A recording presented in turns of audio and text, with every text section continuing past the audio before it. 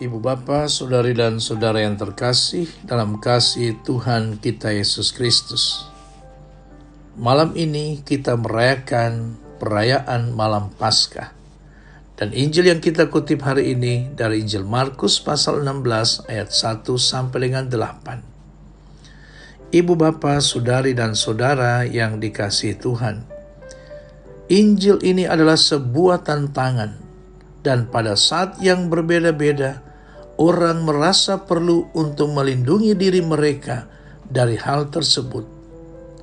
Kadang-kadang orang Kristen, tapi lebih sering bagi orang kafir. Salah satu teknik pertahanan diri yang paling disukai adalah dengan mengatakan pada diri sendiri, mungkin tidak dengan banyak kata, bahwa Injil adalah ciptaan sastra dan bukan upaya jujur untuk menceritakan apa yang sebenarnya terjadi.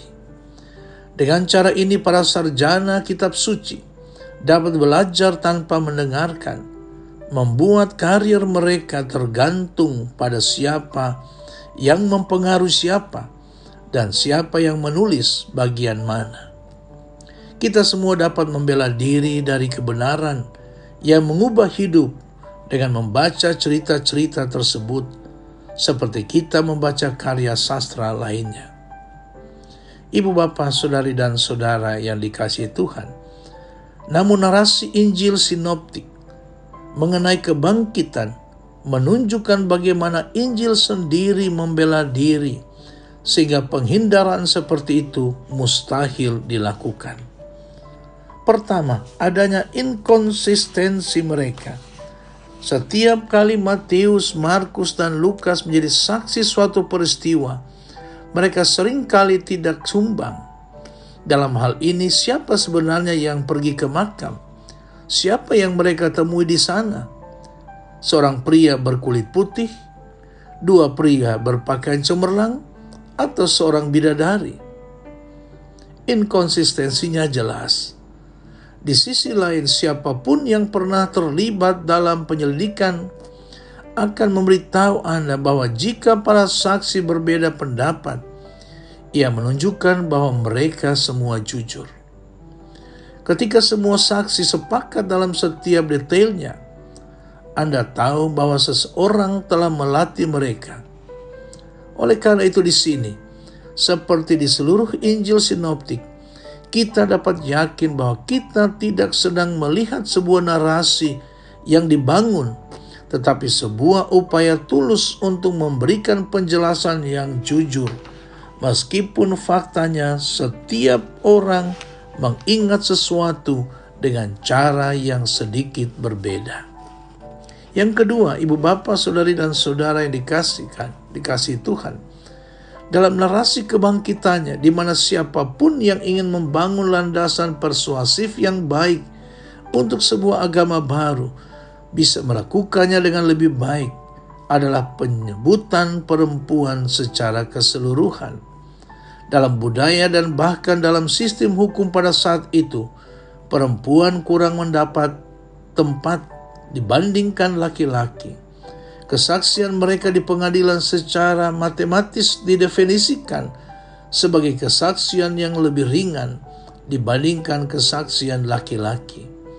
Memang benar, sepanjang sejarah gereja, salah satu ejekan terhadap kekristenan adalah bahwa agama Kristen adalah sesuatu yang hanya diyakini oleh para wanita tua yang bodoh. Siapapun yang ingin menciptakan sebuah agama baru harus berhati-hati untuk membuat dokumen-dokumen dasar agama tersebut konsisten satu sama lain, mendasarkan klaim terbesarnya pada bukti dari orang-orang yang otoritasnya diterima semua orang, tetapi bukan oleh perempuan. Namun Injil tidak melakukan kedua hal itu. Hal ini karena Injil tidak dimaksudkan sebagai landasan sebuah agama baru.